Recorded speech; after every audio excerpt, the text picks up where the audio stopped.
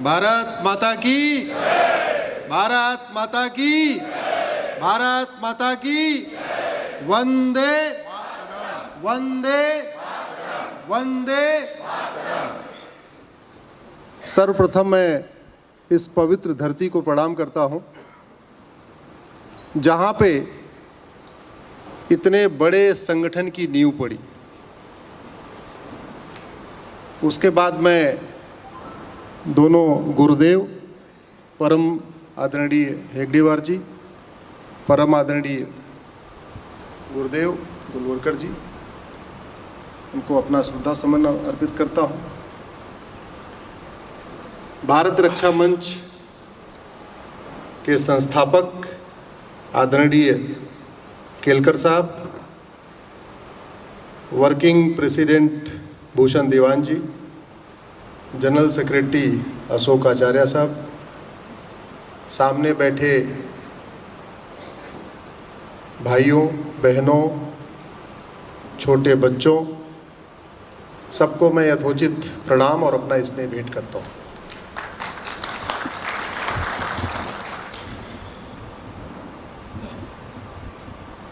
मैं बौद्धिक उस तरीके से नहीं करता कि मैं लगातार बोलूं, थोड़ी मेरी आदत अलग है। तो जब अगर हम कुछ पूछें तो आप उसका रिस्पॉन्स करिएगा। तो मतलब ये बौद्धिक ना हो के ये संवाद होगा, हमारा आपका आदान प्रदान होगा।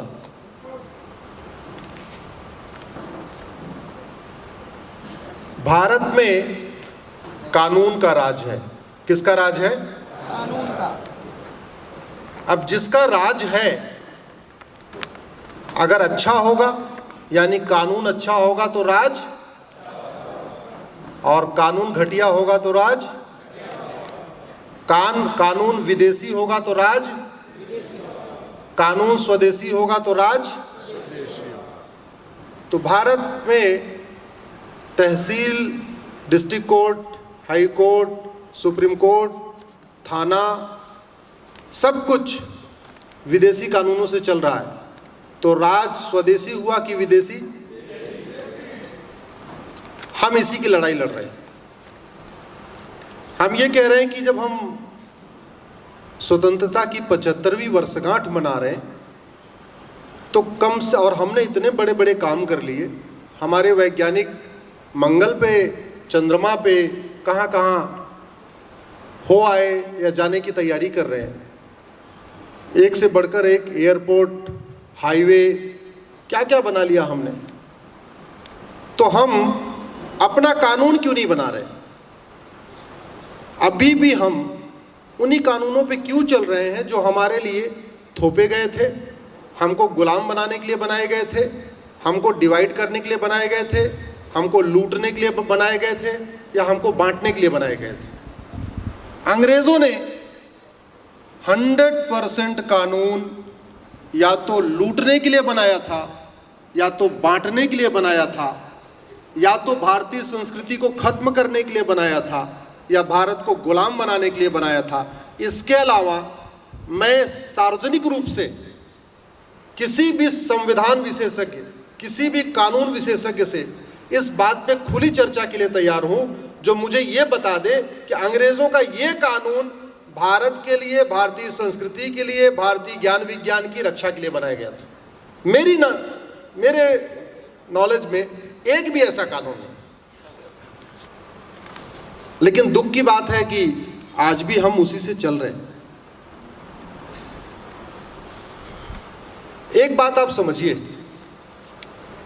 जैसे इतने सुंदर हम प्रांगण में बैठे हुए,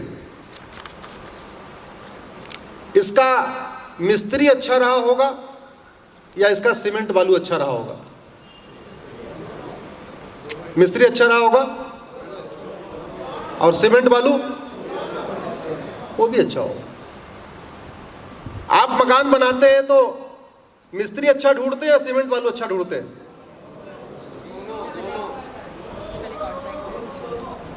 आपकी तबीयत खराब होती है तो आप डॉक्टर अच्छा ढूंढते हैं या ऐसा मेडिकल स्टोर ढूंढते हैं जहां दवा अच्छी मिले?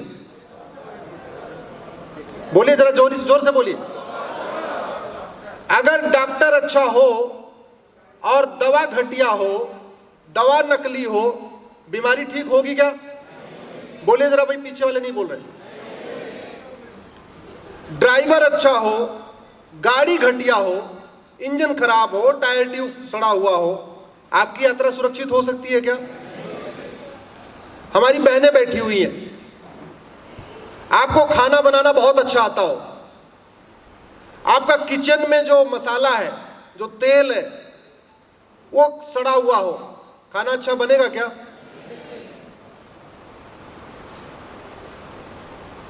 इसी तरीके शासक कितना ही अच्छा हो,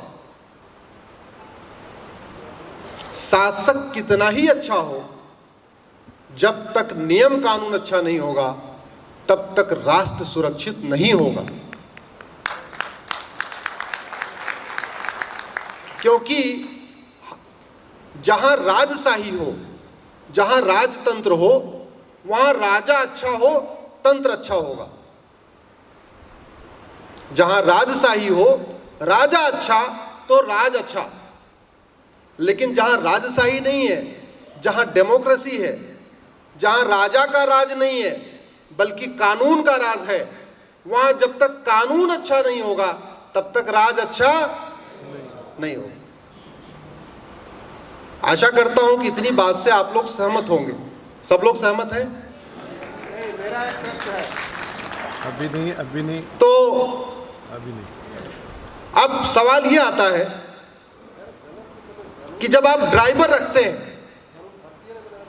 जब आप ड्राइवर रखते हैं जब आप तो ड्राइवर, जाना, चुप रहिए। आप मान लीजिए ड्राइवर को 15,000 रुपए देते हैं, अच्छी तरीके गाड़ी चलाने के लिए देते हैं या घटिया तरीके गाड़ी चलाने के लिए देते हैं?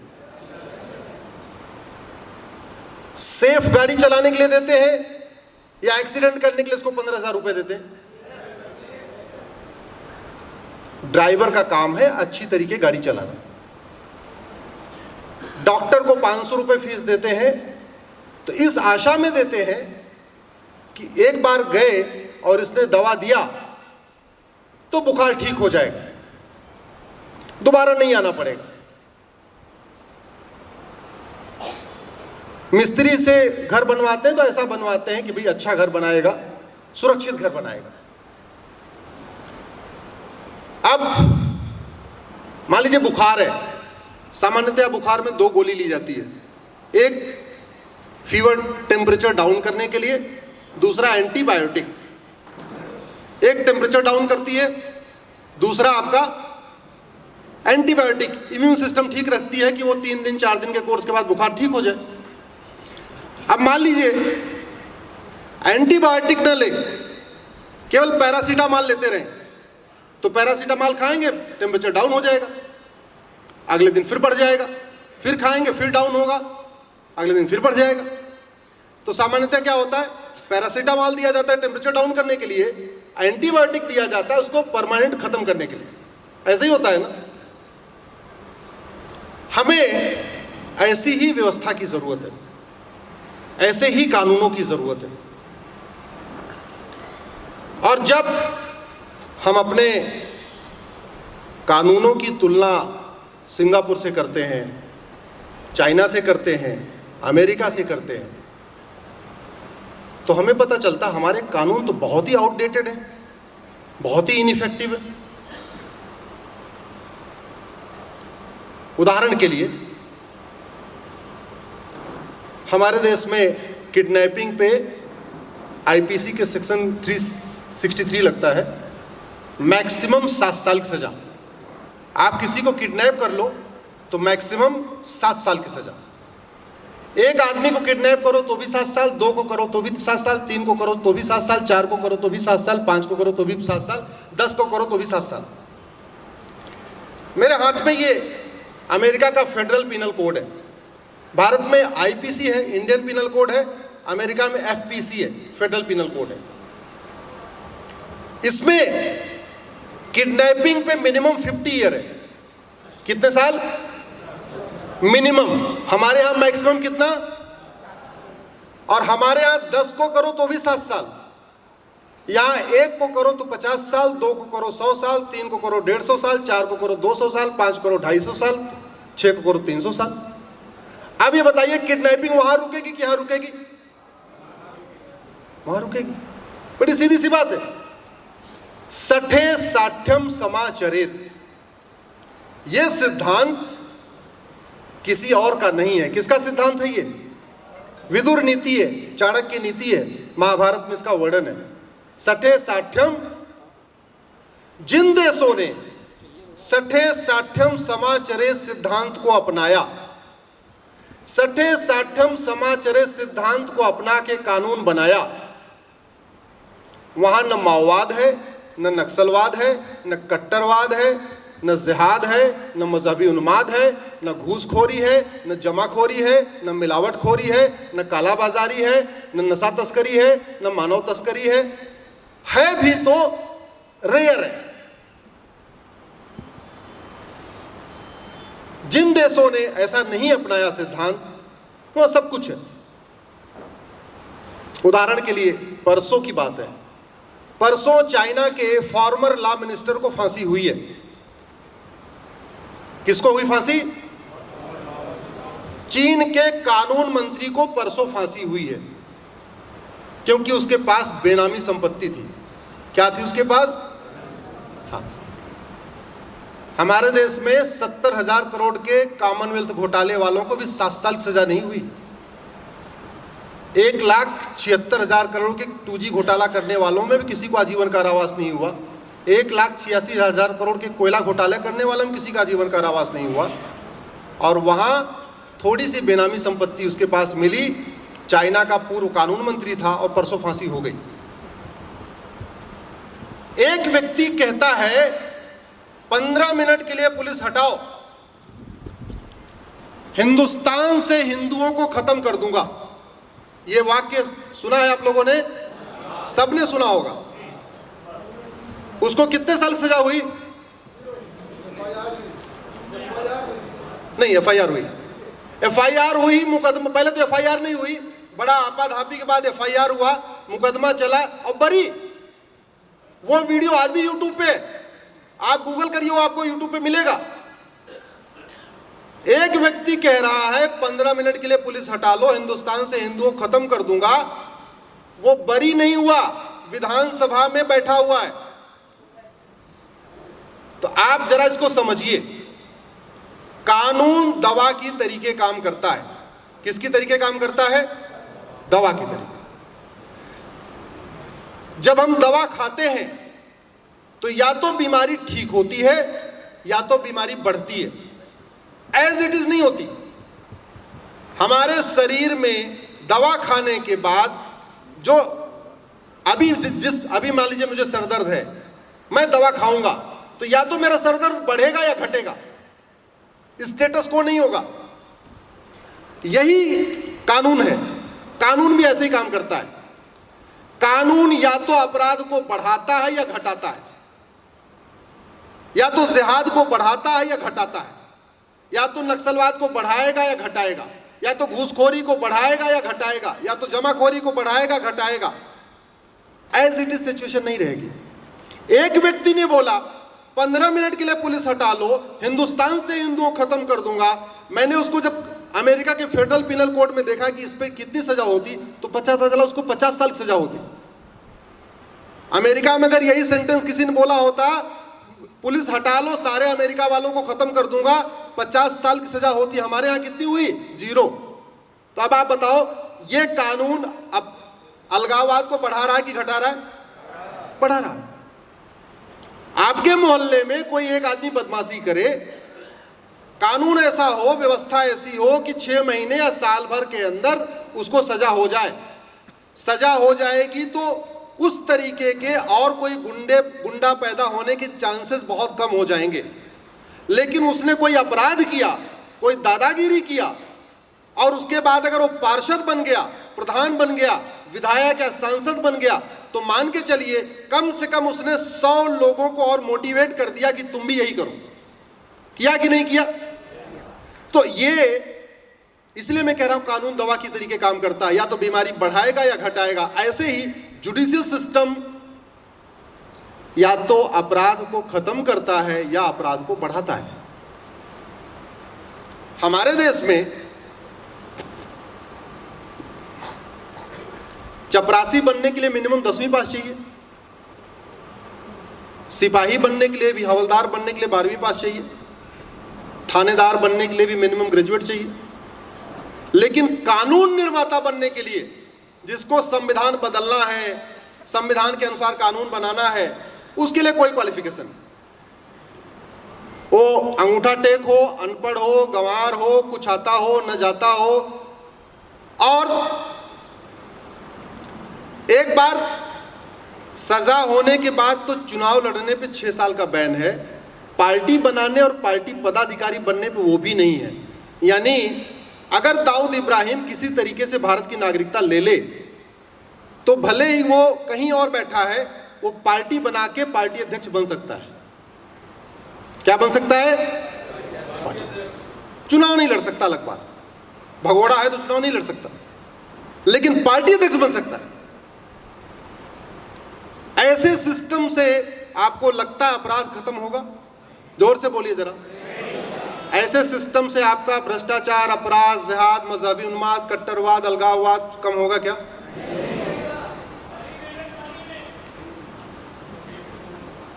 अगर आप लोग गूगल यूज करते होंगे, गूगल पे डालिएगा लॉन्गेस्ट सेंटेंसेस।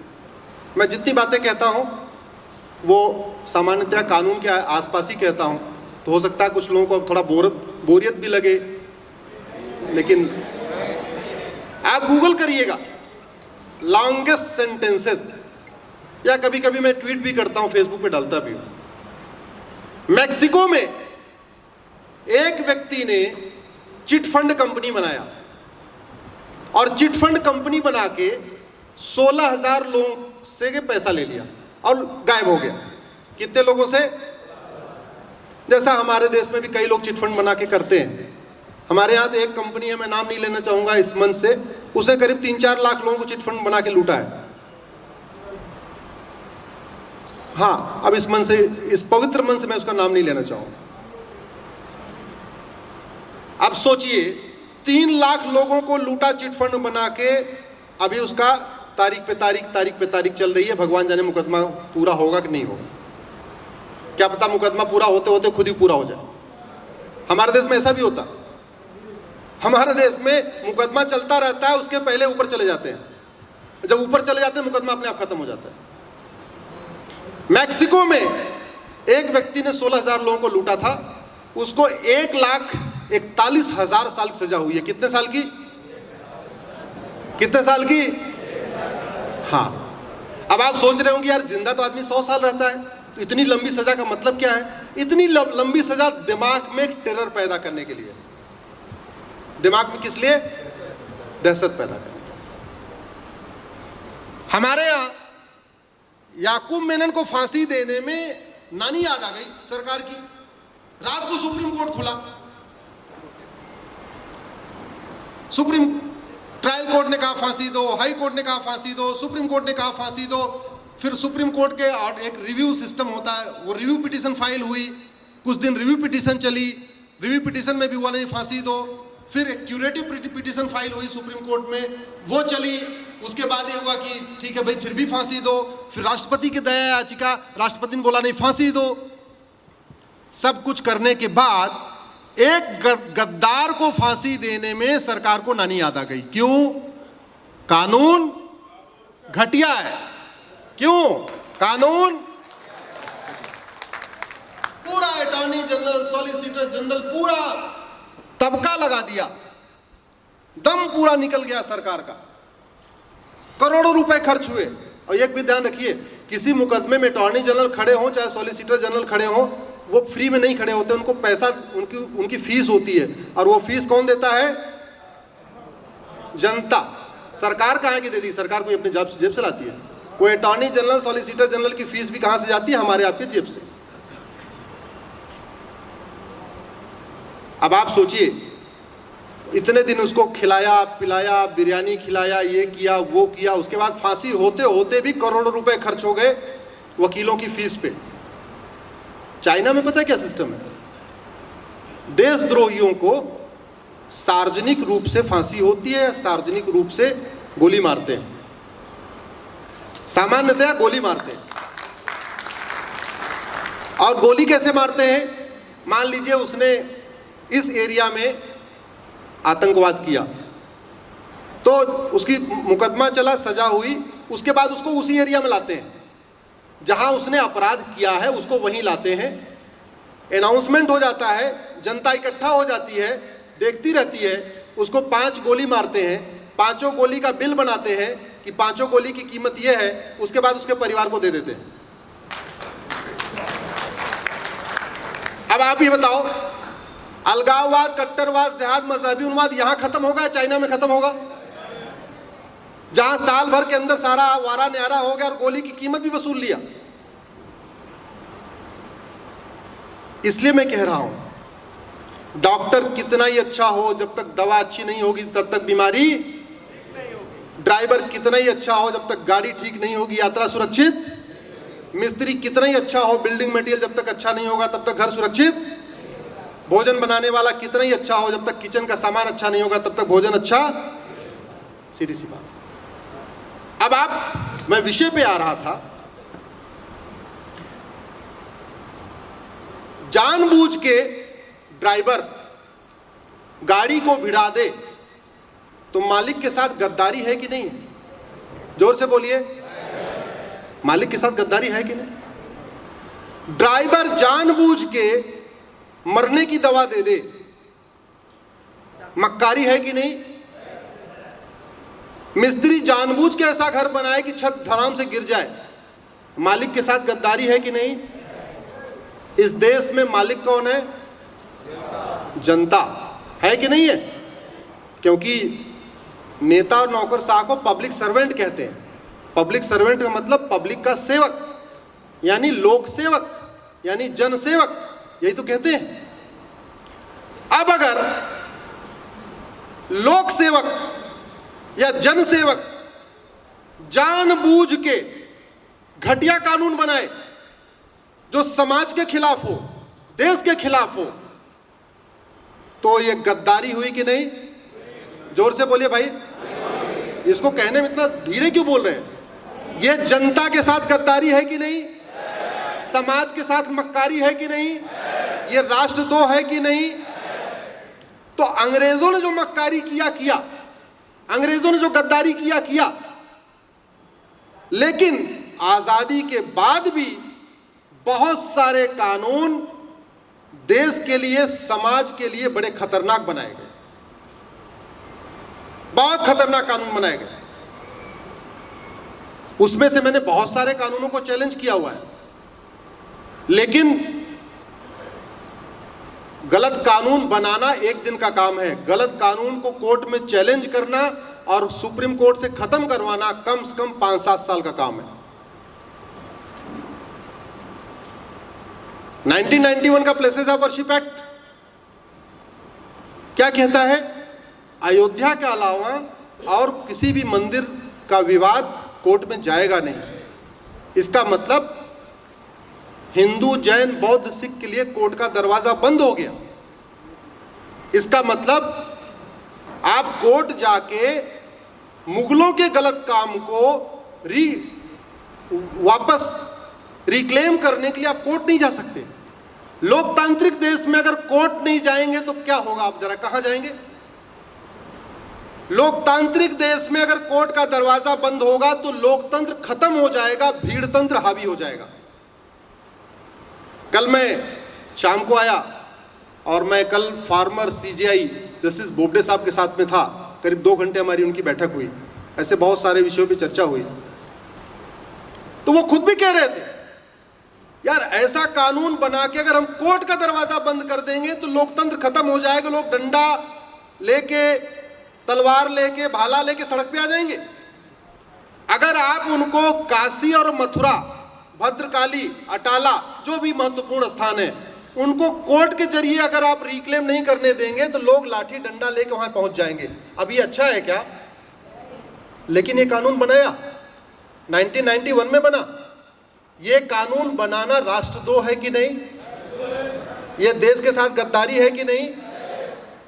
ड्राइवर को 15,000 रुपए वेतन देते हैं अच्छी तरीके गाड़ी चलाने के लिए, तो सांसदों को, विधायकों को वेतन भत्ता, गाड़ी, बंगला, pension, free air ticket, free rail ticket, बाकी और दुनिया भर की सुविधाएं किस लिए मिलती है बताइए आप?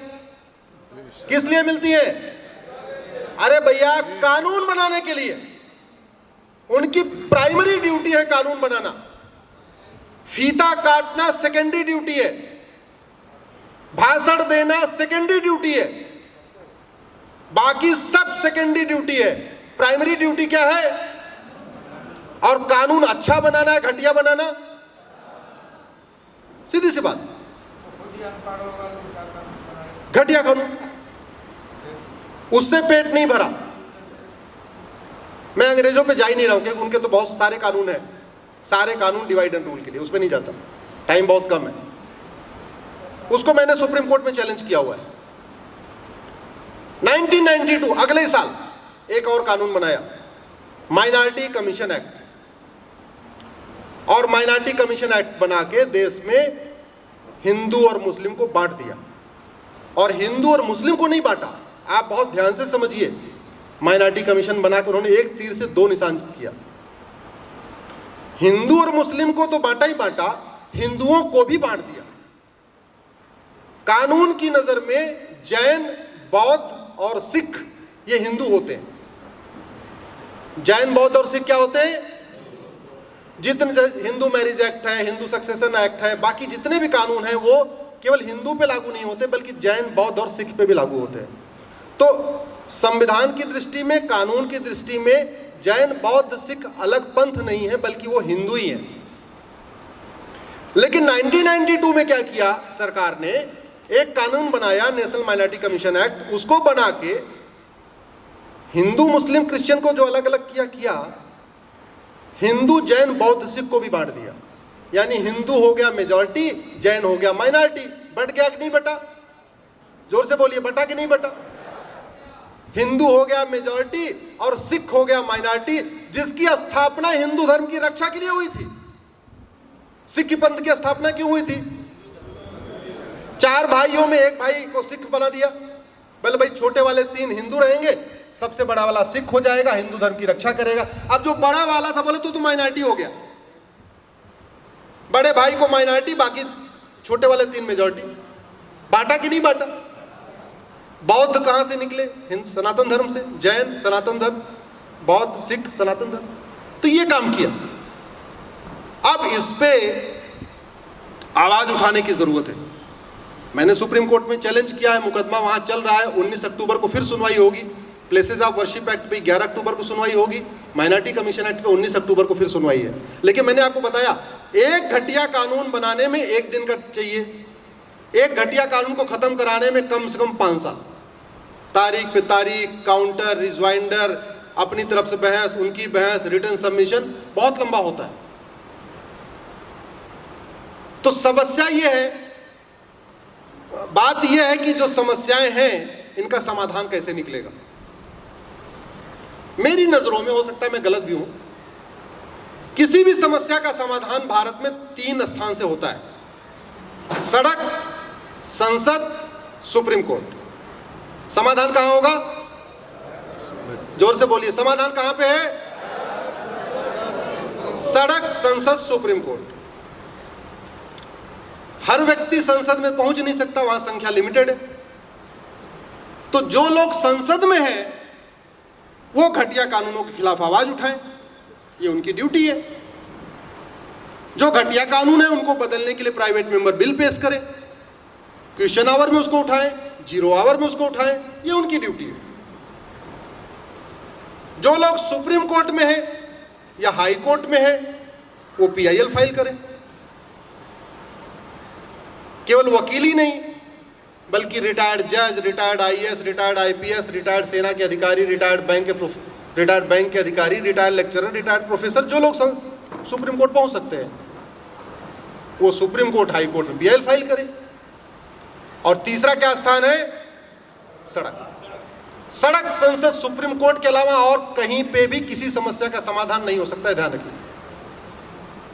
समाधान कहां होगा? सड़क, संसद।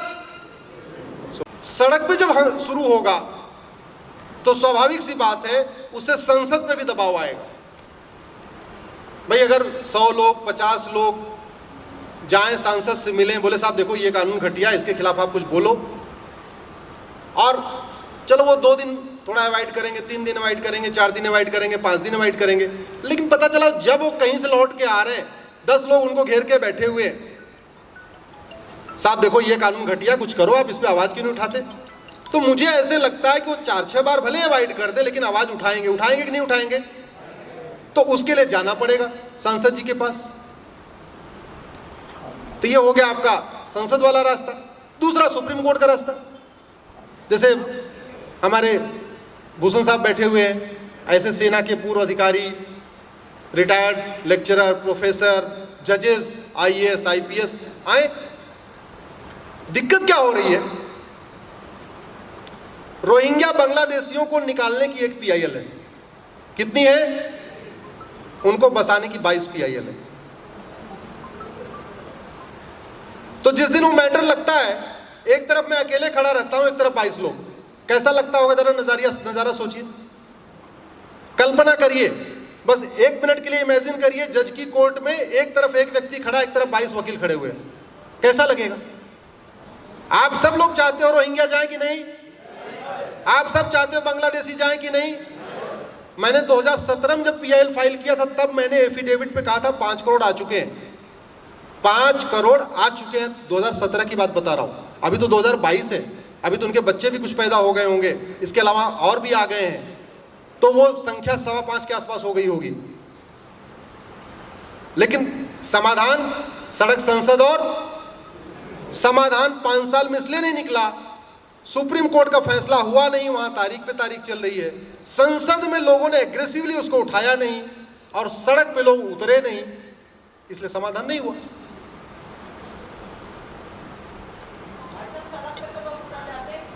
मैं अपनी बात पूरी कर लूं, बहन जी बात पूरी कर लेता हूं, हाँ, उसके बाद सबके कुछ अगर क्वेरीज होंगे कर लेंगे। तो सवाल ये है, इसके बारे में हमें चिंतन करना पड़ेगा। चलो ये 1992 का कानून, माइनॉरिटी मेजॉरिटी, पेट नहीं भरा अभी। 1995 में वक्फ एक्ट, एक और कानून वक्फ एक्ट आ गया, और वक्फ एक्ट जैसा कानून भारत में और किसी के लिए नहीं है। हिंदू के लिए नहीं है, जैन के लिए नहीं है, बौद्ध के लिए नहीं है, सिख के लिए नहीं है, ईसाई के लिए नहीं है, पारसी के लिए नहीं है, यहूदी बहाई किसी के लिए नहीं है। और उस कानून में इतनी पावर दिया बोर्ड को कि बिना किसी इंक्वायरी, बिना किसी इन्वेस्टिगेशन, बिना किसी डॉक्यूमेंट को भी वो नोटिस भेज सकता है कि ये प्रॉपर्टी वक्फ बोर्ड की प्रॉपर्टी है। उदाहरण के लिए, वैसे इतनी हिम्मत तो नहीं पड़ेगी यहां नोटिस भेजने के लिए, लेकिन अगर बाय द वे वो भेज दे कि भाई ये जमीन वक्फ बोर्ड की है, तो हम नागपुर की कोर्ट में नहीं जा सकते। हम उस नोटिस के खिलाफ नागपुर की कोर्ट में नहीं जा सकते। उस नोटिस के खिलाफ हमें वक्फ ट्रिब्यूनल में जाना पड़ेगा, जिसका ऑफिस मुंबई में है। अब यहां से 500-600 किलोमीटर तो होगा मुंबई, 750 किलोमीटर। तो मतलब जिस समस्या का समाधान 10 किलोमीटर दूर डिस्ट्रिक्ट कोर्ट में हो सकता है, उसके लिए 750 किलोमीटर दूर जाना पड़ेगा हमें मुंबई वक्फ ट्रिब्यूनल में। जो लोग समझदार हैं, जो पढ़े लिखे हैं, कानून समझते हैं, चलो वो तो फिर भी चले जाएंगे। वो आदिवासी क्या करेंगे, वो दलित क्या करेंगे, जिन्होंने कभी अपने जिले की कचहरी नहीं देखी है, जिन्होंने कभी नियम कानून को देखा नहीं, उनके सामने अगर एक नोटिस आ जाए कि तुम्हारा गांव ये पूरा पूरा वक्फ प्रॉपर्टी है, वो तो बेचारे परेशान हो जाएंगे। वो तो उन्हीं का हाथ पैर जोड़ेंगे, वापस ले लो, वापस ले लो। ये जो वक्फ कानून है ना, 1995 में जो बनाया गया, आज की डेट में रेलवे और डिफेंस के बाद सबसे ज्यादा प्रॉपर्टी का मालिक है। लैंड माफिया बन चुका है वक्फ बोर्ड, एक्सटॉर्शन का काम कर रहा है। आपके घर पे नोटिस भेजेगा, देखेगा बड़े आदमी हैं, परेशान नहीं होंगे, 500 किलोमीटर दूर वक्फ बोर्ड ट्रिब्यूनल में नहीं जाना चाहेंगे, ले दे के डील कर ले बड़ी का 5 लाख रुपए लाओ, नोटिस वापस। एक्सटॉर्शन वसूली कर रहा है, और वसूली के साथ साथ दलितों का, आदिवासियों का धर्मांतरण करवा रहा है। आदिवासी क्षेत्र में महाराष्ट्र का जो बॉर्डर का डिस्ट्रिक्ट है, जहां जंगलों में आदिवासी रहते हैं, जिन्होंने कभी आसपास की कचहरी नहीं देखी, कभी कोर्ट नहीं जाते, वहां वो नोटिस भेजता है। नोटिस भेज के बोलता है तुम्हारी पूरी जमीन ये वक्फ बोर्ड की है। बोले साहब क्या करें? बोले कन्वर्ट हो जाओ, कन्वर्ट हो जाओ तो तुम्हारी जमीन तुम्हारे पास रहेगी। ऐसा कानून बनाना गद्दारी है कि नहीं? जरा जोर से बोलिए। ऐसा कानून बनाना मक्कारी है कि नहीं? ऐसा कानून बनाना राष्ट्रद्रोह है कि नहीं? क्या ऐसा घटिया कानून बनाने के लिए इनको वेतन भत्ता, गाड़ी बंगला मिलता है? तो समाधान सड़क, संसद, और मैंने इस कानून को सुप्रीम कोर्ट में चैलेंज किया हुआ है।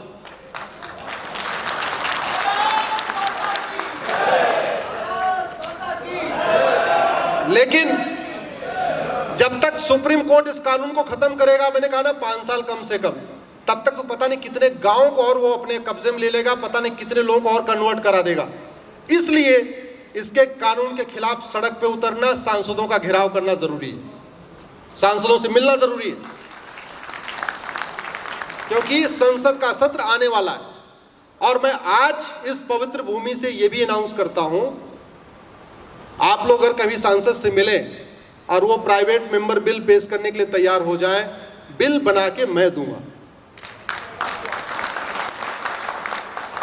उनको जिसका बिल चाहिए, 1991 का प्लेसेस ऑफ वर्शिप एक्ट खत्म करने के लिए इनको बिल चाहिए, मैं दूंगा।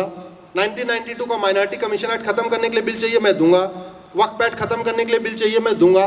जनसंख्या नियंत्रण कानून के लिए बिल चाहिए, मैं दूंगा। कॉमन सिविल कोड लागू करने के लिए बिल चाहिए, जो भी चाहिए बिल बना के देना, ये मेरी ड्यूटी है, निःशुल्क, एक पैसे नहीं। वो ईमेल भेज देंगे, मैं भेज दूंगा। लेकिन मैं सांसद तो हूं नहीं, तो बिल तो उनको ही पेश करना पड़ेगा। मैं तो सुप्रीम कोर्ट में जो कर सकता हूं वो कर रहा हूं। मैं पीआईएल कर सकता हूं, पीआईएल कर रहा हूं। हाई कोर्ट, सुप्रीम कोर्ट जाता रहता हूं, सुबह से लेकर शाम तक यही होती रहती है हमारी। इसके अलावा एक और घटिया कानून बना 2010 में। मैंने आपको बताया ना, अंग्रेजों ने तो 100% कानून डिवाइड एंड रूल के लिए बनाए थे, लेकिन कांग्रेस ने भी बहुत सारे कानून डिवाइड एंड रूल के लिए बनाए, लूटने और बांटने के लिए।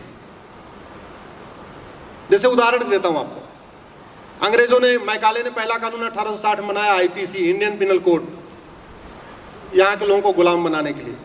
कानून बन गया, उनको लगा कि अच्छा यार कानून तो बन गया, इनको लाठियों से पीटेगा कौन। उन्होंने अगला कानून बना दिया 1861 में, पुलिस एक्ट, पुलिस खड़ी कर दिया। उनको बोला अच्छा पुलिस भी बन गई, कानून भी बन गया, लाठी पीटने वाला बन गया, अब क्या करें, माल ज़्यादा किधर है, पैसा किधर है।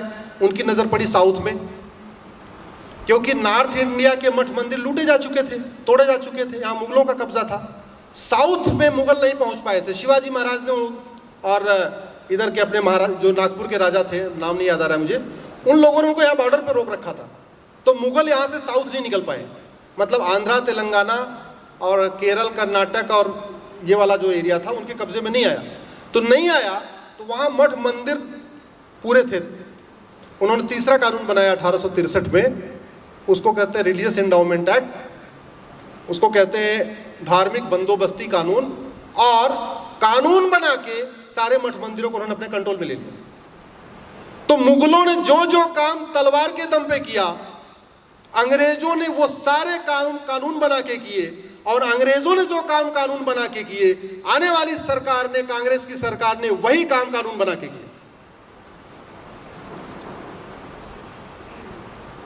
1863 में मठ मंदिरों का कंट्रोल करने कानून बनाया, सारे साउथ के मठ मंदिर उसने कंट्रोल में ले लिया, अंग्रेजों कंट्रोल में चले गए। उनको लगा अच्छा यार पुलिस भी हो गई, कानून भी हो गया, मठ मंदिर कंट्रोल में आ गया, जो ज़्यादा इधर उधर करे उसको सजा कैसे देंगे।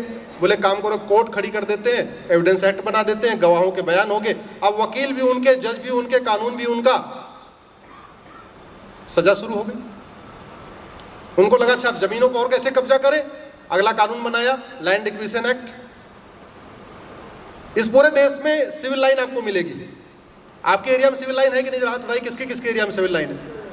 हाँ, यहाँ नागपुर में भी सिविल लाइन है, इलाहाबाद में भी है, कानपुर में भी है, दिल्ली में भी है। जानते सिविल लाइन कैसे बनी? अंग्रेजों को लगा कि यहां हमको चर्च को इस्टेब्लिश करना है, तो चर्च को इस्टेब्लिश कैसे करें? बोले कानून बनाते हैं लैंड एक्विजिशन एक्ट। और लैंड एक्विजिशन एक्ट बनाया जमीन एक्वायर करने के लिए। क्या कह के एक्वायर किया कि यहां हम कलेक्टर का ऑफिस बनाएंगे, कप्तान का ऑफिस बनाएंगे। उनको जमीन चाहिए होती थी 5 एकड़, एक्वायर करते थे 50 एकड़। 5 एकड़ में एसपी ऑफिस, डीएम ऑफिस बना देते थे, कलेक्टर का ऑफिस, कप्तान का ऑफिस, बाकी का 45 एकड़ चर्च को दे देते थे। इसलिए आपको पूरे भारत में जहां जहां सिविल लाइन मिलेगी वहां चर्च जरूर मिलेगा। चर्च सबसे ज्यादा वहां जमीन का मालिक मिलेगा। और उस चर्च को 99 ईयर की लीज में दिया और 99 ईयर की लीज पूरी हो गई। तो अब चर्च वाले क्या कर रहे हैं, सिविल लाइन की जमीन तो बड़ी महंगी होती है, पानी इसमें, तो उनको लगा कि भाई 99 ईयर की लीज पूरी हो गई है, कल को गवर्नमेंट कोई ऐसा नोटिफिकेशन निकाल दे कि भाई ठीक है जिसकी लीज पूरी हो गई उसको जमीन वापस करो। तो उन्होंने क्या किया, अब वो सिविल लाइन की जमीनों की प्लॉटिंग कर रहे हैं। सिविल लाइन की जमीन कितनी महंगी होती सबको पता। सिविल लाइन की जमीन, एक बिस्वा जमीन 1 करोड़ में बिक जाती है। तो सिविल लाइन का वो 5 बिस्वा जमीन बेचते हैं और 50 किलोमीटर दूर जाके बढ़िया 5 बीघे जमीन खरीद लेते हैं। तो यहाँ 5 बिस्वा बेचा, वहां 5 एकड़ खरीदा, 20-30-40 किलोमीटर थोड़ा बाहर जाके, और बढ़िया वहां पे स्कूल बना दिया, हॉस्पिटल बना दिया। तो चर्च का फाइनेंशियल सिस्टम इतना तगड़ा हो गया है कि बाहर का जो पैसा आ ही रहा है वो तो आ ही रहा है, लेकिन विद इन कंट्री इतना उनके पास सिविल लाइन की जमीनें हैं कि अगर वो बेचे तो कम से कम 5 लाख करोड़ रुपए उनको ऐसे ही मिल जाएगा। और दुश्मन से लड़ने के लिए 2 चीज जरूरी है। आप अपने चीजें तो मजबूत करो, दुश्मन की रसद काटना जरूरी है, सप्लाई काटना जरूरी है। ये सिस्टम है, आर्मी का सिस्टम है। जब सेना लड़ती है तो अपने तो वो सामान मजबूत करती है, लेकिन जो पीछे की सेना है जिससे लड़ती है उसकी वो रसद काटती है कि भाई इसकी सप्लाई बंद हो जाए। हम इसलिए नहीं लड़ पा रहे हैं, हम तो कहते नहीं नमक रोटी खा के, प्याज खा के और वो अपना दाल रोटी खा के लड़ रहे। उनके पास भारत के अंदर इतनी जमीनें हैं कि वो हर साल 5 बिस्वा 10 बिस्वा बेच रहे, बड़े बड़े वकील खड़े कर ले रहे, बड़े बड़े चीजों को कर ले रहे, हॉस्पिटल बनाते चले जा रहे हैं, नर्सिंग होम बनाते जा रहे हैं, स्कूल बनाते चले जा रहे हैं। क्योंकि सरकारों ने क्या किया, वो 99 ईयर की जो लीज दिया था उस लीज को वापस नहीं लिया। एक इस पे हमें बहुत अभियान चलाने की जरूरत है। जिन जमीनों की लीज पूरी हो चुकी है 99 साल की, उसको वापस लिया जाए।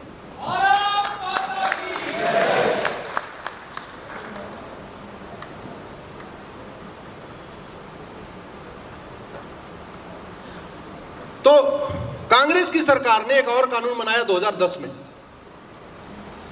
उसका नाम है FCRA। नाम बड़ा प्यारा है, फॉरेन कंट्रीब्यूशन रेगुलेशन एक्ट। नाम से ऐसे लगता है कि जो विदेशी चंदा आ रहा है उसको कंट्रोल करने के लिए बनाया गया, नाम से ऐसा लगता है, लेकिन काम ठीक उल्टा है। इनफैक्ट वो विदेशी चंदे दिलवाने के लिए बनाया गया है। जैसे 1991 वाला जो कानून है उसका नाम है पूजा स्थल कानून। क्या नाम है उसका? नाम से ऐसे लगता है कि पूजा स्थल यानी मंदिरों की रक्षा के लिए बनाया गया, लेकिन काम ठीक उल्टा है। काम यह है कि अयोध्या के अलावा और कोई मंदिर तुम्हारे हाथ में नहीं आएगा। कांग्रेस बड़े दिमाग से काम करती है, नाम बड़ा प्यारा रखती है, पूजा स्थल कानून। नाम से लगे भाई तो मंदिरों के लिए बना, लेकिन ठीक उल्टा है। ऐसे 2010 वाला जो कानून है उसका नाम है विदेशी चंदा नियंत्रण कानून, यानी विदेश से जो चंदा आ रहा है उसको ऐसे लगता है कंट्रोल करने के लिए है, ठीक उल्टा। वो कानून बना के सरकार ने अपने पालतू एनजीओ, अपने पालतू पत्रकारों, अपने पालतू बुद्धिजीवियों, अपने पालतू लेखकों, माओवादियों, नक्सलियों, जिहादियों, कट्टरपंथियों, चरमपंथियों को एनजीओ बनवा के उनकी फंडिंग शुरू कर दिया। विदेशों से एफसीआरए के जरिए लगभग 50,000 करोड़ रुपए आ रहा है हर साल। कितना आ रहा है? नक्सलियों की फंडिंग, माओवादियों की फंडिंग, जिहादियों की फंडिंग, कट्टरपंथियों की फंडिंग, मिशनरियों की फंडिंग, चरमपंथियों की फंडिंग, सबकी फंडिंग हो रही है। और हमारे लिए बड़े दुख की बात है, दुनिया का चौथा सबसे बड़ा चर्च गुरुओं की धरती जालंधर में बन रहा है। जिस स्थान से सनातन को बचाने के लिए सिख पंथ की स्थापना हुई, उसी स्थान पे दुनिया का चौथा सबसे बड़ा चर्च बन रहा है। कहां से पैसा? एक सिविल लाइन वाला पैसा, दूसरा एफसीआरए वाला पैसा। पैसा कैसे आ रहा है? एक एफसीआरए वाला, दूसरा सिविल लाइन वाला। तो इस पे कंट्रोल, भाई बड़ी सीधी सी बात है। जैसे ये हॉल है, इस हॉल के बाहर मान लीजिए सांप है, सांप गेट पे ही आप मार दो तो पूरा हॉल सुरक्षित है। सुरक्षित है कि नहीं? और एक बार अगर सांप अंदर घुस गया तब ये नहीं पता कि आपके सोफे के नीचे है, कि आपकी कुर्सी के नीचे है, कि आपकी कुर्सी के नीचे है, कि आपकी कुर्सी के नीचे। एक बार अगर घुस गया तो जितनी कुर्सियां सबको आपको पलट पलट के देखना पड़ेगा, किसकी कुर्सी के नीचे, किसकी कुर्सी के नीचे। तो आप व्यवस्था फैलेगी कि नहीं फैलेगी? और गेट पे मार दिया तो पूरा हाल सुरक्षित नहीं। मैं ये कह रहा हूं, ये जो कानून बनाया गया था देश विरोधियों की फंडिंग के लिए, उसको हमें खत्म कर देना चाहिए। नया कानून बनाना चाहिए। बनाना चाहिए, नहीं बनाना चाहिए। लेकिन दुख इस बात का है कि कुछ हमारे अपने भी हैं, थोड़ा बहुत उनको भी मिल रहा है। मतलब थाली पूरी उधर जा रही है, इधर केवल जूठन आ रही है। क्या आ रही है? उसी जूठन के लालच में एफसीआरए का विरोध नहीं करते हो। 99 रुपए उधर जा रहा है, 1 रुपए इधर आ रहा है, उस 1 रुपए की लालच में हमारे वाले भी इसका विरोध नहीं करते। भैया लड़ाई बड़ी स्पष्ट है। लड़ाई में आपको सैद्धांतिक रूप से मुखर हिंदू और, जोर से बोलिए, मुखर हिंदू और भारत की रक्षा करना चाहते हैं, भारत रक्षा मंच से जुड़िए और भारत रक्षा मंच से जुड़ के मुखर हिंदू और, जब तक मुखर नहीं होंगे और प्रखर नहीं होंगे तब तक बात, कड़वा सच बोलिए मीठा झूठ नहीं, कड़वा सच बोलिए मीठा झूठ नहीं। इसी को कहते हैं प्रखर हिंदू, मुखर हिंदू। –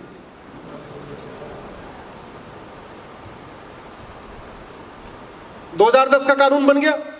एक और कानून 2012 राइट टू एजुकेशन एक्ट जब बना, शिक्षा अधिकार कानून, तो मदरसे भी उसमें आते थे। ध्यान से समझिए, जब शिक्षा अधिकार कानून बना तो मदरसे भी शिक्षा अधिकार कानून के दायरे में थे। पर्सनल लॉ बोर्ड, जमीयत वाले मिले, 2012 में संसद में एक अमेंडमेंट आया और मदरसों को बाहर निकाल दिया। खुश करने के लिए गुरुकुल को भी बाहर निकाल दिया। गुरुकुल की ऑडिट कराने में किसी को दिक्कत है क्या? दिक्कत किसको ऑडिट कराने में? लेकिन कांग्रेस जब खेल खेलती है, ऐसा खेल खेलती है, निकाला मदरसे को बाहर, बैलेंस करने के लिए गुरुकुल को बाहर निकाल दिया। गुरुकुल वाले कभी कहने नहीं थे हमको तुम बाहर निकालो ना निकालो, कोई फर्क नहीं पड़ता। गुरुकुल में तो जो कुछ है, किताब, कापी, पढ़ाई, क्लास, सब ओपन है, बंद कमरे में भी नहीं होती है। आप सीसीटीवी लगवा दो तब भी गुरुकुल में कोई फर्क नहीं पड़ेगा। कोई फर्क पड़ेगा क्या? फर्क कहां पड़ेगा सीसीटीवी लगवाने का? लेकिन कांग्रेस ने खेल खेला। मैंने उस 2012 का जो अमेंडमेंट है उसको कोर्ट में चैलेंज किया हुआ है, लेकिन मैंने फिर बताया कोर्ट में वो अमेंडमेंट खत्म होने में 5 साल लगेगा, संसद में तो 1 दिन में खत्म हो सकता है। जो माननीय सांसद उसके लिए बिल बनाने पेश करना चाहते हैं, उनको मैं बिल बनाने के लिए तैयार हूँ। अच्छा, मैं बिल बनाने में ज़्यादा मेहनत इसलिए नहीं करनी, हमारी PIL है, उसी की 4-5 पन्ना कॉपी पेस्ट मानना, ज़्यादा कुछ करना नहीं है। जिन विषयों का मैं कानून बनाने के लिए कह रहा हूँ उसमें हमारे लिए आसान इसलिए है कि हमने पहले जितना दिमाग लगाना था लगा दिया। अब तो केवल PIL का फॉर्मेट चेंज करके उसको संसद का बिल का फॉर्मेट बनाना होता है, थोड़ा सा 2-4 लाइन आगे पीछे करनी होती है, उतने में हो जाता है। तो ऐसा नहीं कि मुझे कोई बहुत मेहनत करने की जरूरत है। एक जो सबसे ज्यादा जरूरत है, ये भारत का संविधान है। गुरुदेव आज कहाँ है? मैं ये गुरुदेव के लिए कॉन्स्टिट्यूशन किताब लाया था, ये हिंदी अंग्रेजी दोनों में, कहाँ दिखाई नहीं दे रही? केलकर साहब, अच्छा पीछे, अच्छा गुरुदेव आप मंच पे आए, आप कहाँ बैठे हुए हैं आप? अच्छा, हाँ, तो भारत का संविधान कहता है कि भारत में सबको समान सुरक्षा मिलनी चाहिए। आर्टिकल 14 कहता है equality before law and equal protection of law, मतलब कानून की नजरों में सब समान है और अपराध अगर समान हो तो दंड समान होना चाहिए, यह कहता है आर्टिकल 14। अब इस आर्टिकल 14 का कितना वायलेशन हो रहा है इसको समझिए आप। उत्तर प्रदेश में, आ गए गुरुदेव, उत्तर प्रदेश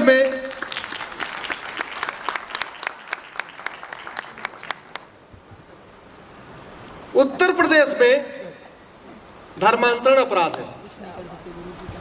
उत्तर प्रदेश का जो सबसे दिल्ली का सटा हुआ जिला है वो गाजियाबाद है, गाजियाबाद नोएडा सब जानते हो। तो इसका मतलब आपने गाजियाबाद में धर्मांतरण कराया, नोएडा में धर्मांतरण कराया तो अपराध है, समझिए इसको। हरियाणा में एंटी कन्वर्जन लॉ, इसका मतलब गुरुग्राम में आपने धर्मांतरण किया और फरीदाबाद में धर्मांतरण किया तो अपराध है। लेकिन आप सड़क क्रॉस करके दिल्ली में इंटर कर जाओ तो ये अपराध नहीं है। आर्टिकल 14 का वायलेशन हुआ कि नहीं हुआ? समझ गए मैं क्या कहना चाह रहा हूं? मतलब ये सड़क है दिल्ली और गाजियाबाद के बॉर्डर वाली, इस तरफ धर्मांतरण किया तो अपराध, सड़क क्रॉस करके आनंद विहार में इंटर कर दिया, सरिता विहार में इंटर कर गए, ओखला में इंटर कर गए, या उधर एयरपोर्ट में इंटर कर गए, गुड़गांव से अंदर आ गए तो धर्म अपराध नहीं है। ये संविधान की धज्जियां उड़ रही नहीं उड़ रही है? जब संविधान कहता है equality before law equal protection of law, इसका मतलब सबको समान सुरक्षा। तो सबको समान सुरक्षा कैसे हुई? गाजियाबाद वाले को धर्मांतरण से सुरक्षा मिल गई, दिल्ली वाले को धर्मांतरण सुरक्षा है ही नहीं। या यूपी का बॉर्डर का डिस्ट्रिक्ट है गोरखपुर, देवरिया, तो देवरिया में धर्मांतरण हुआ तो अपराध, और आप बिहार के वहीं बगल में गोपालगंज है, गोपालगंज में इंटर कर जाओ तो धर्मांतरण अपराध नहीं।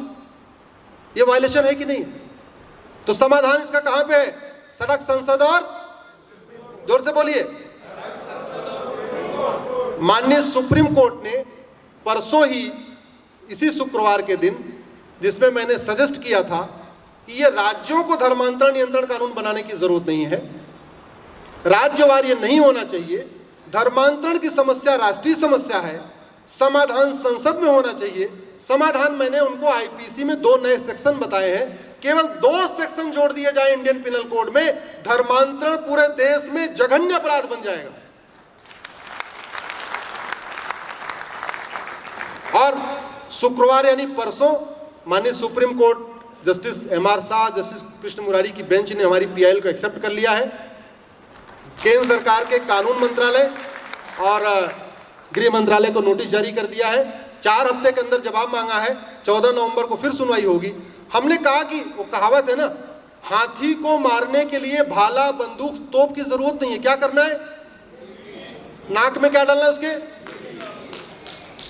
पूरे राज्य बना रहे धर्मांतरण नियंत्रण कानून, धर्मांतरण नियंत्रण कानून, और बना बना के अपनी पीठ थपथपा रहे। और हमारे सांसद इतनी बात नहीं कह रहे हैं कि इंडियन पिनल कोड का चैप्टर 15, जिसका नाम ही है ऑफेंस रिलेटिंग टू रिलीजन, आप लोग गूगल करिएगा, chapter 15 of the Indian penal code, उस चैप्टर का नाम है ऑफेंस रिलेटिंग टू रिलीजन। अब ये बताइए, धर्मांतरण ऑफेंस रिलेटिंग टू रिलीजन है कि नहीं? धर्मांतरण अपराध है कि नहीं? तो उसी चैप्टर 15 में 2 नए सेक्शन जोड़ दो, बात खत्म। काहे लिए राज्यों को इतनी मेहनत करनी पड़ रही है? सेक्शन 493 में धोखे से विवाह पे 10 साल का प्रावधान है आईपीसी में, सेक्शन 493। सेक्शन 493 में धोखे से विवाह पे 10 साल की सजा का प्रावधान है, लेकिन धोखा डिफाइन नहीं है कि धोखा का मतलब क्या। धोखे का मतलब नाम बदलना, पहचान छिपाना, धर्म बदलना, क्या धोखे का मतलब क्या? केवल 493 में धोखा डिफाइन कर दे तो पूरे देश में लफ्ज़ात अपराध हो गया, राज्यों को कानून बनाने की जरूरत ही नहीं है।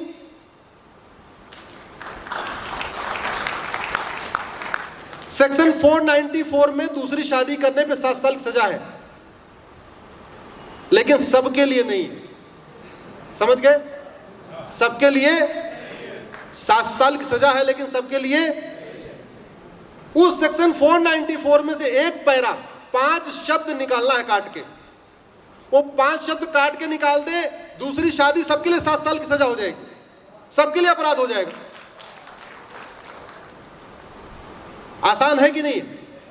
कभी कभी बहुत बड़े बड़े काम छोटे छोटे स्टेप से हो जाते हैं, लेकिन वो छोटा वाला स्टेप्स चर्चा ही नहीं हो रही है। छोटे स्टेप्स को हम देखना नहीं चाहते। अब आप बताइए, राइट टू एजुकेशन एक्ट संसद में बना, जिसको हिंदी में कहते हैं शिक्षा अधिकार कानून। क्या कहते हैं इसको? शिक्षा अधिकार। जोर से बोलिए भाई पीछे। 2009 में बना, संसद में बना। अंग्रेजी में कहते हैं राइट टू एजुकेशन। उसमें बाबू एक शब्द जोड़ना है, इक्वल।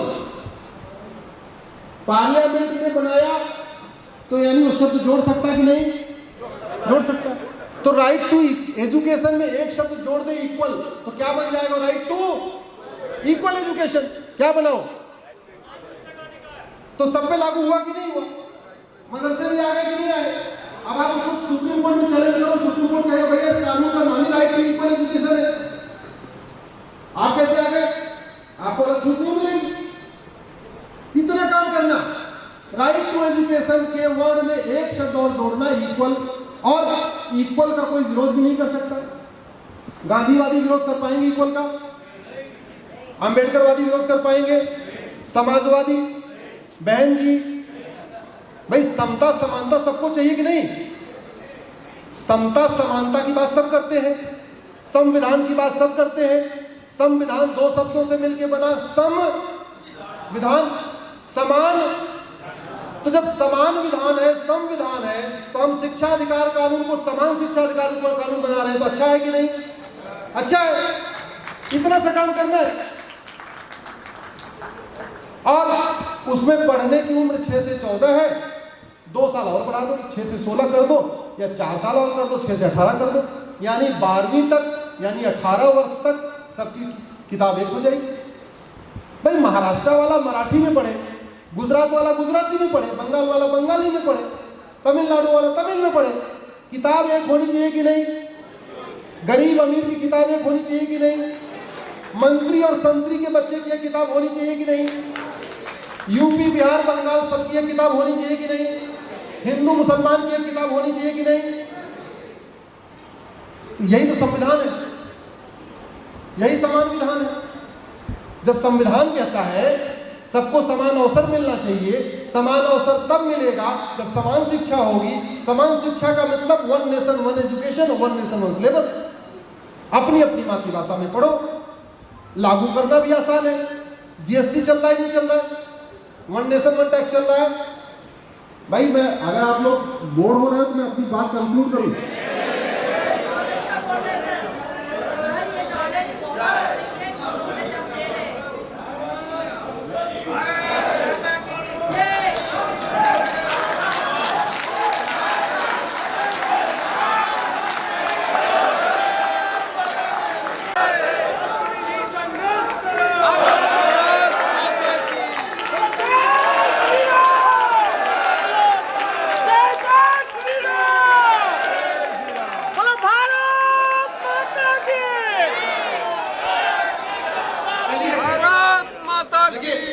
बाबूजी का भी आदेश हो गया कि 10 मिनट आप और बोल सकते हैं।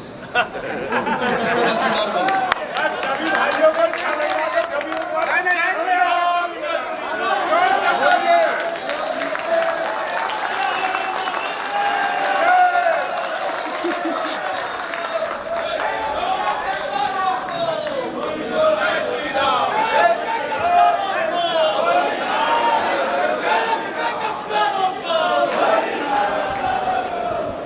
भैया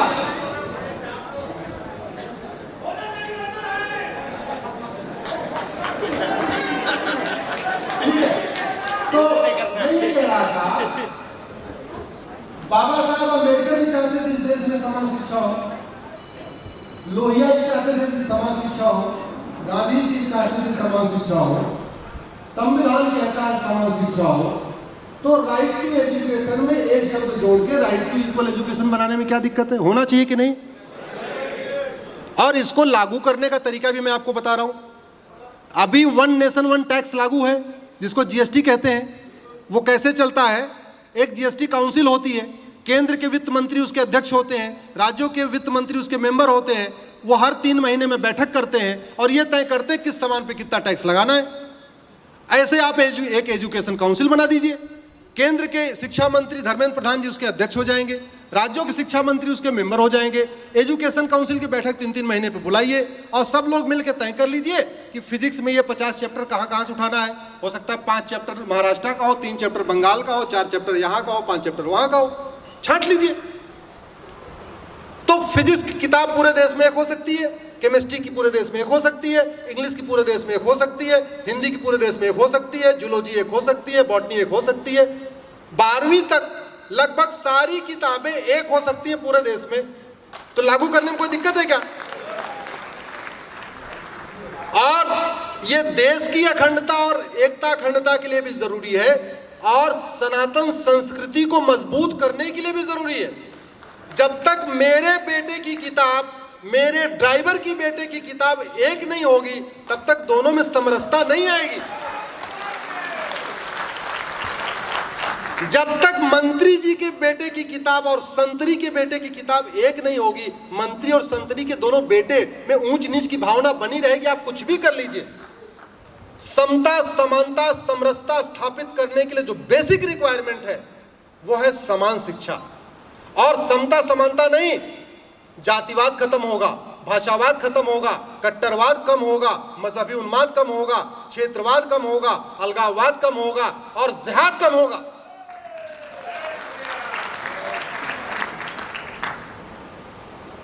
इस देश में संविधान कहता है इस देश में कॉमन सिविल कोड होना चाहिए, लेकिन कॉमन सिविल कोड के साथ दिक्कत यह है, जो इसका समर्थन करते हैं उसमें भी बहुत सारे लोगों को नहीं पता है क्या है।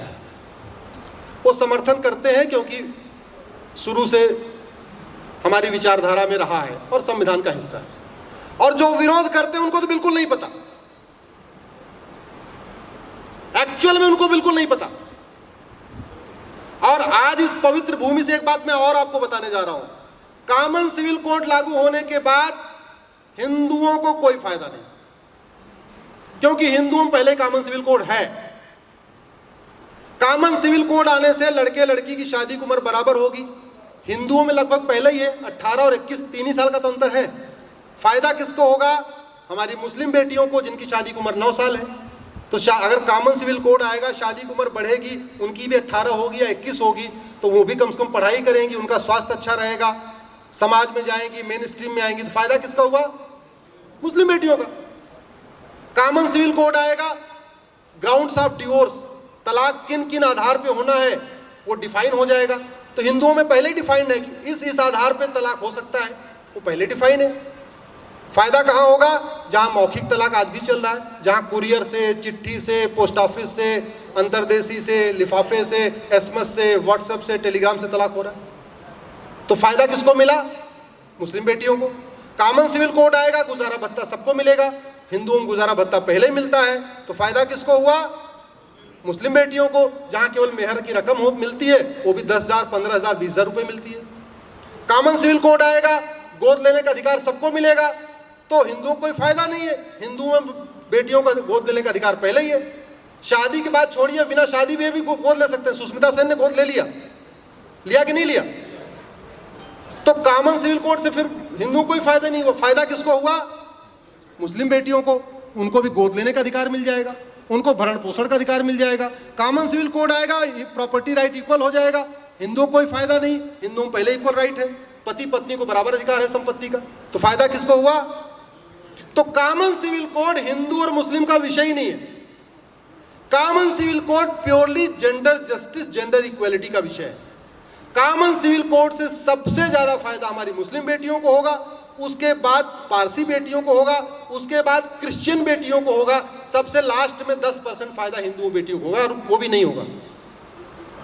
लेकिन सबसे ज्यादा कॉमन सिविल कोड की मांग करने वाले हिंदू और सबसे ज्यादा विरोध करने वाले, जिनको फायदा है वो विरोध कर रहे हैं, जिनको कोई फायदा नहीं वो मांग कर रहे हैं।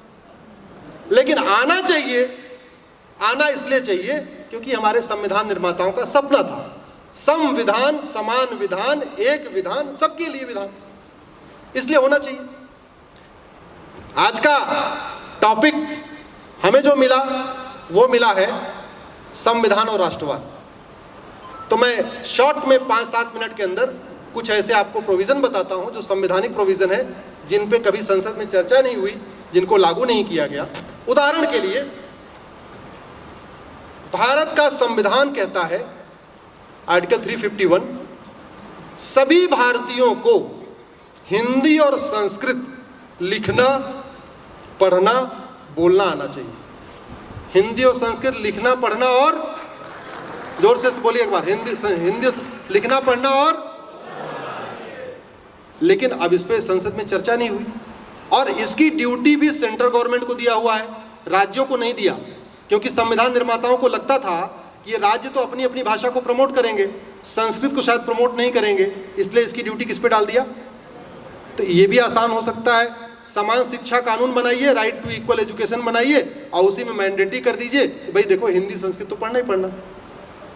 और धीरे धीरे आत्मसात लोग कर भी रहे, मान भी रहे, क्योंकि विदेशी भाषा हमारी कनेक्टिंग लैंग्वेज नहीं होनी चाहिए। मैं हिंदी को प्रमोट इसलिए नहीं कर रहा हूं कि हिंदी मैं बोलता हूं, मैं हिंदी को इसलिए कह रहा हूं क्योंकि अभी दिक्कत ये हो रही है कि तमिलनाडु और यूपी के बच्चे जब मिलते हैं तो उनको आपस में कम्युनिकेट करने के लिए एक विदेशी लैंग्वेज लेना पड़ता है। हमारी कनेक्टिंग लैंग्वेज भारत की लैंग्वेज होनी चाहिए, और भारत की लैंग्वेज में एक ही लैंग्वेज है जो कनेक्टिंग लैंग्वेज बन सकती है, वो हिंदी है, क्योंकि 50-60% बोली जाती है, 50-60% लगभग बोली जाती है। इसको कनेक्टिंग लैंग्वेज बनाना बहुत आसान है। इसी तरीके हमारी आने वाली जनरेशन को, खासतौर पे हमारी युवा पीढ़ी एक नशे के गर्त में जा रही है। मानते नहीं मानते, हमारे बच्चे जा रहे हैं। ये आर्टिकल, संविधान का आर्टिकल 47 कहता है भारत में नशाबंदी, शराबबंदी होनी चाहिए। मैं कह रहा हूं नशाबंदी, शराबबंदी चलो पूरी ना हो तो कम से कम हर एक किलोमीटर पे ठेका तो नहीं होना चाहिए ना। दिक्कत क्या हो रही है, कुछ पार्टियां मुफ्तखोरी का वादा करती हैं, मुफ्तखोरी वादा करती हैं, खजाना खाली हो जाता है, पैसा होता नहीं है, वादा करके चुनाव जीत लेती हैं। जब चुनाव जीत के आती हैं तो वो वादा पूरा करने के लिए पैसा कहां से मिले, तो शराब का ठेका खोलना शुरू कर देती हैं। तो वो शराब का ठेका खोलना शुरू कर देती हैं। इसलिए पहले जहां 10 किलोमीटर पे शराब का ठेका था, बाद में 5 किलोमीटर पे हुआ, अगला चुनाव आया तो 3 किलोमीटर पे हुआ, अगला चुनाव आया 2 किलोमीटर पे हुआ। हमारे दिल्ली में 50 वार्ड ऐसे थे जहां एक भी ठेका नहीं था, अभी हर वार्ड में 3-3 ठेके खुल रहे हैं। इतनी क्रांतिकारी सरकार है हमारी। तो ये, इसका समाधान भी वही है, सड़क, संसद और सुप्रीम कोर्ट। तो सुप्रीम कोर्ट, मैंने फ्रीबीज के खिलाफ PIL फाइल किया, सुप्रीम कोर्ट ने एडमिट भी कर लिया है, सुप्रीम कोर्ट कोई कमेटी भी बनाने वाला है, लेकिन फिर भी सड़क, संसद पे इस पे चर्चा होना आवश्यक है। ये जो नशा और शराब है, इसका एक बहुत बड़ा लार्जर इम्प्लीकेशन जो मुझे अभी दिख रहा है, पहले हमारे गरीबों को कन्वर्ट किया जाता था अनाज देके, तो सरकार ने अनाज देना शुरू कर दिया। फिर उनको हॉस्पिटल की लालच दे के कन्वर्ट करते थे, सरकार ने आयुष्मान कार्ड बना दिया। फिर उनको मकान का लालच दे के कन्वर्ट करते थे, सरकार ने मुफ्त वाला आवास योजना शुरू कर दिया। अब हमारे वो गरीबों को, दलितों को, आदिवासियों को वो नशा दे रहे हैं, ड्रग दे रहे हैं, उनको ड्रग एडिक्ट बना रहे हैं, शराब की बोतल दे रहे हैं। और जब एक बार कोई व्यक्ति ड्रग एडिक्ट हो जाए, शराबी हो जाए, नशेड़ी हो जाए, फिर उसके लिए अपना धर्म और कोई मतलब नहीं रखता। फिर उसको भाई जहाँ है, जब यहाँ कुछ नहीं करना, कुछ नहीं मानना, तो उधर भी जाके ना करो, क्या फ़र्क पड़ता। तो ये जो ड्रग है, ये जो शराब है, ये हमारे केवल हमारे बच्चों को नहीं कमज़ोर कर रहा है, हमारी आने वाली पीढ़ी को नहीं बर्बाद कर रहा है, बल्कि बहुत बड़ा कन्वर्जन का टूल बन चुका है। और इस समय हमारे गुरुओं की धरती पंजाब सबसे ज़्यादा नशे के चक्कर में पड़ चुकी है, सबसे ज़्यादा धर्मांतरण वहाँ हो रहा है। दुनिया का चौथा सबसे बड़ा चर्च जालंधर में बन रहा है। कैसे? मिशनरियों ने पहले वहाँ ड्रग फैलाया, जब ड्रग में पूरे यंग जनरेशन को ड्रग में ले लिया, अब उसके बाद वो कन्वर्ट करते चले जा रहे हैं। दूसरा, अभी पीएफआई पे छापा पड़ा। पीएफआई पे बात करके मैं अपनी बात कंप्लीट करता हूं। पीएफआई पे छापे के बाद एक बात ये पता चली कि यहां के जो लोग अरब में, खाड़ी देशों में काम करते हैं, धोबी का, नाई का, कपड़ा प्रेस करने वाले का, जो भी काम करते हैं, उनको वहां से डबल सैलरी मिलती है। जैसे उनको 1000 रियाल मिलना चाहिए तो 2000 रियाल मिलता है। और ये कह के मिलता है कि जो तुम्हें एक्स्ट्रा वाला 1000 रियाल दे रहा हूं, ये तुम्हें फला जगह मस्जिद में देना है, ये फला मदरसे में जाके देना है। तो इतना बढ़िया उन्होंने सिस्टम बना लिया, जो बाहर से पैसा आता है वो टैक्स फ्री होता है, उस पर आपको आईटीआर फाइल नहीं करना, इनकम टैक्स उसको कैच करेगा नहीं, छापा मारेगा नहीं, और पैसा डबल आ रहा है। तो एक सेफ उन्होंने तरीका निकाला है। मुझे लगता है आने वाले टाइम में सरकार को इस पर सोचना पड़ेगा कि जो बाहर से पैसा आ रहा है, और उसमें ये भी पता चला बहुत सारे ऐसे लोगों को भी सैलरी आ रही है जो वहाँ है ही नहीं, वो यहीं पे है। ऐसे लोगों को भी खाड़ी देशों से तनख्वाह आ रही है जो एक्चुअल में पासपोर्ट बनवाए हैं लेकिन वहाँ गए नहीं है, वो यहीं नाई वाला काम कर रहे हैं, यहीं धोबी वाला काम कर रहे हैं, यहीं पंचर बना रहे हैं, लेकिन तनख्वाह उनकी वहाँ से आ रही है। तो हमारे लिए जो सबसे बड़ा खतरा है वो है विदेशी फंडिंग। 50,000 करोड़ के आसपास एफसीआरए से आ रही है, जो कांग्रेस ने कानून 2010 में बनाया। लगभग 50,000 करोड़ हवाला के जरिए आ रहा है, खाड़ी देशों से आ रहा है। जितनी पत्थरबाजी होती है पूरे भारत में, जितनी भी देश विरोधी गतिविधियां होती हैं, सबकी विदेशों से फंडिंग हो रही है। नक्सलियों की फंडिंग विदेशों से होती है, माओवादियों की फंडिंग विदेशों से होती है, मिशनरियों की फंडिंग विदेशों से होती है, धर्मांतरण करने की पूरा जो जिहाद सिस्टम चल रहा है विदेशों से, हर काम का विदेशों से फंडिंग हो रही है। इस विदेशी फंडिंग को रोकना बहुत ज़रूरी है। और घुसपैठ, ये घुसपैठ के लिए भी बाहर से फंडिंग आ रही है। अभी बॉर्डर पे एक अधिकारी पकड़ा गया, उसके यहाँ 20 करोड़ रुपए मिला, हवाला के जरिए आया था। पूरा पैकेज है, असम और बंगाल के बॉर्डर पे एक पूरा पैकेज है कि भाई जितने घुसपैठियों को वापस करोगे आपको 10,000 रुपये मिलेगा। और 10,000 में क्या करना, आपको घुसपैठियों को अंदर भी कराना है, इसका आधार बनवाना, इसका राशन कार्ड बनवाना है, इसका बर्थ सर्टिफिकेट भी बनवाना है। हमारे लिए बहुत बड़ा खतरा करप्शन बन चुका है। घुसपैठिए घूस दे के आते हैं, घूस दे के राशन कार्ड बनवाते हैं, घूस दे के बर्थ सर्टिफिकेट बनवाते हैं, घूस दे के आधार बनवाते हैं, घूस दे के ड्राइविंग लाइसेंस बनवाते हैं, घूस दे के बाद में वोटर आईडी बनवा लेते हैं। अब जब सारा डॉक्यूमेंट उन्होंने इकट्ठा कर लिया, हमारे और आपसे ज़्यादा डॉक्यूमेंट उनके पास हो गए। अब आप एनआरसी लागू भी करोगे तो कोई फ़ायदा नहीं होगा। असम की एनआरसी फेल हो गई कि नहीं हुई? ऐसे ही फेल हुई है। सर्बानंद सोनोवाल साहब ने पीआईएल किया था, सुप्रीम कोर्ट ने कहा ठीक है एनआरसी करो, एनआरसी हुई वहाँ पे और एनआरसी फेल हो गई। कैसे फेल हो गई?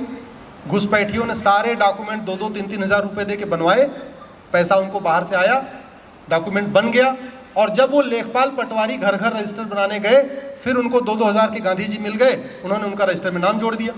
और कितनी उन्होंने बदमाशी किया कि उनको लगा अगर घुसपैठियों का नाम भी जोड़ देंगे और असम के लोगों का भी नाम रखेंगे तो बाद में जब रजिस्टर बनेगा तो जनसंख्या ज़्यादा हो जाएगी। तो उन्होंने बड़ी कलाकारी किया, जितने घुसपैठियों का नाम जोड़ते थे उतने असम वालों का नाम निकाल देते थे। तो जब बाद में कंप्लीट रजिस्टर बना तो पता चला घुसपैठिए भारतीय बन गए और असम के लोग विदेशी हो गए। फिर बवाल हुआ। जब तक इस देश में भ्रष्टाचार खत्म नहीं होगा तब तक कोई भी देश विरोधी गतिविधि कम नहीं हो सकती। न घुसपैठ कम होगी, न धर्मांतरण कम होगा, न मिशनरियों का जिहाद कम होगा, न माओवाद खत्म होगा। आप विदेशी फंडिंग खत्म करिए, खालिस्तान खत्म। विदेशी फंडिंग खत्म करिए, माओवाद खत्म। विदेशी फंडिंग खत्म करिए, नक्सलवाद खत्म। विदेशी फंडिंग खत्म करिए, घुसपैठ कम हो जाएगी। अदरवाइज ये सिलसिला चलता रहेगा। इसलिए मेरा ये मानना है कि जितना बड़ा खतरा हमारे लिए पॉपुलेशन एक्सप्लोजन है, उतना ही बड़ा खतरा हमारे लिए करप्शन भी है। हमने अगर करप्शन को नहीं ख़त्म किया तो चीज़ों को संभालना बहुत मुश्किल होगा। और करप्शन का बहुत एक बेसिक सिद्धांत है, जितनी बड़ी नोट होती है उतना ज़्यादा करप्शन होता है। ध्यान से सुनिए, पूरी दुनिया में जितनी बड़ी नोट उतना ज़्यादा हवाला। भाई एक अटैची में अगर 100 रुपए की नोट रखो तो 1 करोड़ आएगा। मान लो 1 करोड़ आया। उसी अटैची में 2000 की नोट रखो तो कितना हो गया? 20 करोड़ हुआ कि नहीं हुआ? एक अटैची में 100 रुपए की नोट रखने पे 1 करोड़ हुआ, उसी अटैची में 2000 की नोट रखने पे कितना हो गया? 20 करोड़। तो हवाला बढ़ा कि नहीं बढ़ा? जितनी बड़ी नोट उतना ज्यादा हवाला, जितनी बड़ी नोट उतना ज्यादा काला धन, जितनी बड़ी नोट उतना ज्यादा आपका मनी लॉन्ड्रिंग। जितनी बड़ी तो नोट जैसे बढ़ती जाती है वैसे वैसे देश विरोधी गतिविधियां कम होती जाती है। क्यों? क्योंकि यहाँ आप सब लोग आए हुए हैं, इसमें ज़्यादातर लोग अपने पैसे से आए हैं। आपको पैसा कोई नहीं मिला होगा, सब अपने अपने पैसे से आए हैं, अपना काम धाम छोड़ के आए हैं, अपना समय दे रहे हैं, अपना दे रहे हैं। लेकिन जो देश विरोधी गतिविधियां होती हैं उसमें कुछ फ्री में नहीं होता। उसमें इधर वालों को भी पैसा मिलता है, इधर वालों को भी पैसा मिलता है। और पैसा कैसे आता है? आपने कभी खुद सोचा? माल्या ने 10,000 करोड़ लूटा था। माल्या ने 10,000 करोड़ लूटा, लेकिन क्या किया आपको पता है? अय्यासी किया, फार्म हाउस बनाया, चार्टर्ड प्लेन खरीदा, वहाँ लंदन में बंगलो बनाया और कैलेंडर बनवाया, जो जो किया उसने। आपने कभी सोचा कि अब्दुल करीम तेलगी ने 30,000 करोड़ लूटा था, वो उसने क्या किया? उसने तो कोई काम नहीं किया जो माल्या ने किया। अब्दुल करीम तेलगी ने 30,000 करोड़ लूटा था नहीं लूटा था? उसका पैसा कहां गया? हसन अली ने 35,000 करोड़ लूटा, उसका पैसा कहां गया? मोइन कुरैशी ने 25,000 करोड़ लूटा, उसका पैसा कहां गया? भाई चौकसी ने लूटा, चौकसी वाला दिख रहा है, लंदन में मौज कर रहा है। माल्या वाला दिख रहा है, घूम रहा है, वो अभी भी कैलेंडर अपना छाप रहा है। वो ललित ने लूटा, उसका दिख रहा है, किसी के साथ घूम रहा है आजकल वो। लेकिन हसन अली, मोइन कुरैशी, माल्या तेलगी, इन तीनों ने मिलके 80-90 हज़ार करोड़ लूटा। उन्होंने क्या किया? उन्होंने तो कोई अय्यासी नहीं किया, फार्म हाउस नहीं बनवाया, लंदन में घर नहीं बनाया, कुछ नहीं किया। तो पैसा गया कहाँ? मैं आपको फिर से कह रहा हूं, मस्जिद। जब तक आप दुश्मन की रसद नहीं काटोगे तब तक, रसद समझते हैं सब लोग? जी। सप्लाई पीछे से। जब तक आप दुश्मन की रसद नहीं काटोगे तब तक दुश्मन से लड़के जीतना संभव तो है, लेकिन बहुत लंबी लड़ाई हो जाएगी। अगर आप उसकी रसद काटोगे तो 5 साल की लड़ाई 5 महीने में खत्म हो जाएगी। रसद नहीं काटोगे तो आपको 5 साल लड़ना पड़ेगा, लंबी लड़ाई होगी। और इसका एग्जाम्पल मैं बता रहा हूं। जनसंख्या नियंत्रण के लिए एक PIL, CA कानून के खिलाफ 256 PIL, 256 PIL में बड़े बड़े दिग्गज खड़े होते हैं, कोई भूतपूर्व कानून मंत्री, कोई भूतपूर्व गृह मंत्री, कोई भूतपूर्व वित्त मंत्री, कोई भूतपूर्व शिक्षा मंत्री। ऐसे ऐसे वकील खड़े होते हैं जो 25-25 लाख रुपए लेते हैं। आपको लगता है उनको पैसा कौन दे रहा है? घुसपैठियों को बसाने की 22 PIL खड़े होते हैं, भूतपूर्व गृह मंत्री, वित्त मंत्री, शिक्षा मंत्री, ऐसे दिग्गज। उनको 20 लाख रुपए कौन दे रहा है? हमको तो कोई नहीं देता। हमको तो घुसपैठियों वाली निकाली। हम तो अपने घर से पूरा खर्चा बर्चा करते हैं, कोर्ट फीस भी देते हैं, पेपर तैयार करते हैं, अपना दिमाग लगाते हैं। वो जो आ रहे हैं उनको कौन दे रहा है पैसा? सुप्रीम कोर्ट में मैं अपना प्रैक्टिकल एक्सपीरियंस बता रहा हूं। वहां हम लोग लड़ रहे हैं, बड़े मुश्किल से सरवाइव कर रहे हैं, क्योंकि इधर एक पिटीशन होती है उसके खिलाफ 10 आ जाती है, इधर एक होती है उसके खिलाफ 20 आ जाती है। वक्फ एक्ट, अभी मैंने चैलेंज किया वक्फ act, Jamiat Ulama Hind personal law board आ गया। 1991 का प्लेसेस ऑफ वर्शिप एक्ट मैंने चैलेंज किया, Jamiat Ulama Hind personal law board आ गया।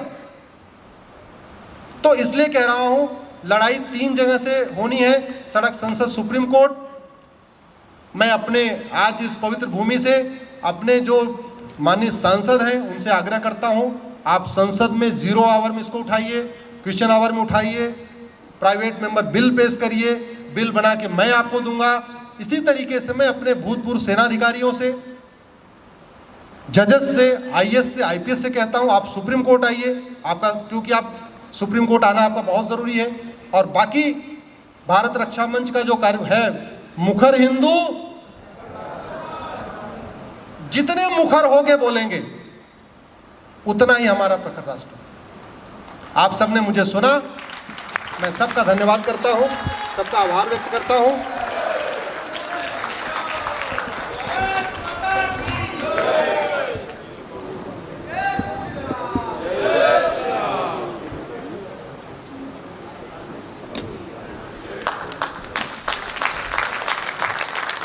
केवल सत्ता से मत करना परिवर्तन की आस।